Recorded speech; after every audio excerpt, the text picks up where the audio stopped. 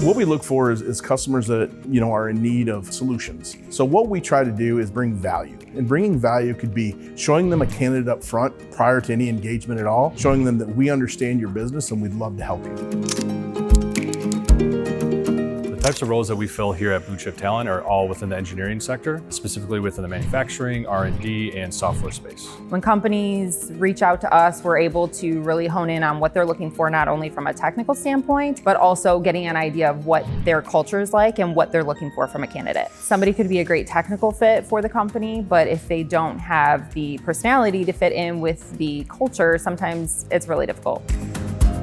Blue Chip would do things for us that we didn't want to do for ourselves. They would come in and they would do the pre-interviews, they would do all the pre-testing, and they would make sure that the people that they put across our board that they presented to us was of the highest quality, and that's what we really liked, because when they walked through our doors, we had a pretty good idea that we were going to use them.